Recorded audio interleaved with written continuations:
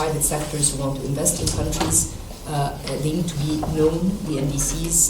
Countries need to be clear with the projects that they want.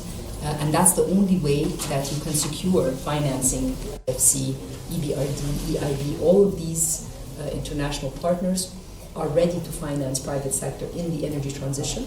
It seems to be the buzzword. And various investments coming into that sector. Green steel.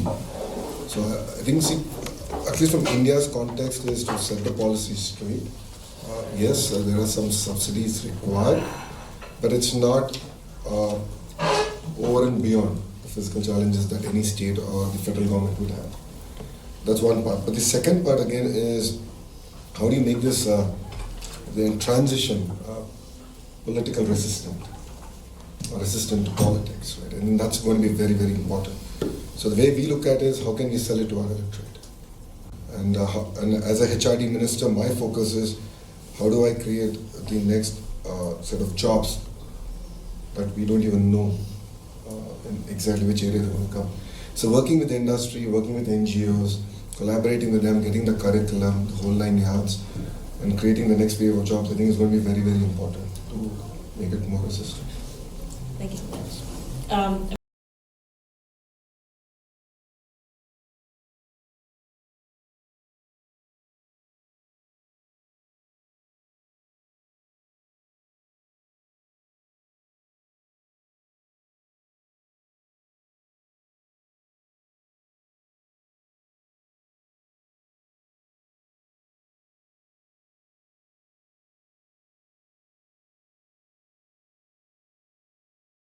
Resources allocated for the adaptation are very less. At the same time, like communities are facing lots of challenges because of the climate change, and not only this issue is related to just transition, but issues very bigger.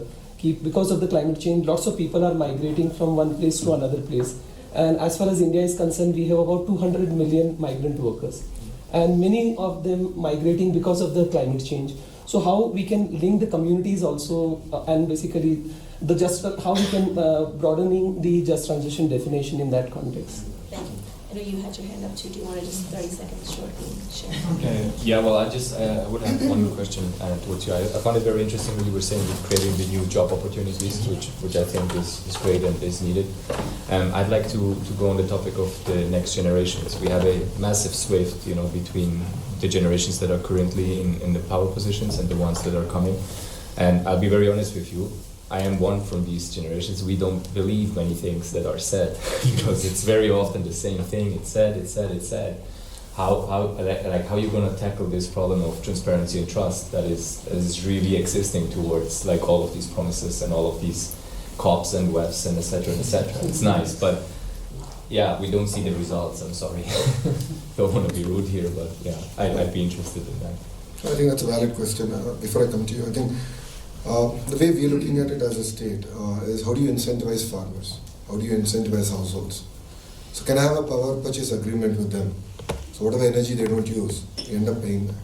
So under the Honorable Prime Minister's program, Surya Ghar, which is rooftop solar for every house, that's the exact PPA, power purchase agreement we're doing with every citizen. And I think that's one of the simple mechanisms that we can create the incentive structure for greater adoption. To be fair, India has seen a rise in energy costs, and for every country to really become a developed nation, low cost of energy is going to be critical.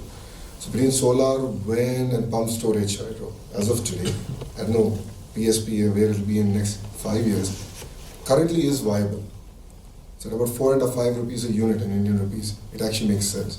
So I think tying the entire incentive structure, I think is going to be very, very critical in that sense. Coming to your point, yes, I think a lot of tall promises have been made. The Honourable Minister has also made very clear in the opening remarks. But I think time has come. I mean, look at what's outside. This is probably the greenest Davos that we have seen. It doesn't feel like Davos. Last night, that's the whole discussion we were having. Things are changing. So we have to adapt to it. Otherwise, we will have tougher challenges. And if you look at natural calamities, it is going up, and insurance companies are running out of money. So we have to translate. So I think politicians are to be partially blamed for it, not creating the vibrant ecosystem to enable it.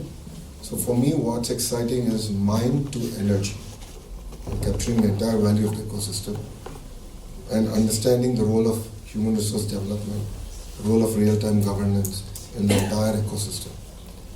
That, I believe, can enable India to leapfrog as a nation. Because we don't have a lot of the legacy issues that other countries have. So we never went through a personal computing phase. We just went to the smartphone phase. So I think this, even in energy, there's potential to leapfrog. Our grids can be far more robust. And Government of India mindfully is spending substantial amount of money building the entire grid connectivity. And so I think that should solve both sides of the coin, if I may. I just want to say that adaptation is on the agenda. And for example, one of the outcomes of also COP27 was the Loss and Damage Fund, realizing that desertification and what's happening, of course that's in sub-Saharan Africa mainly,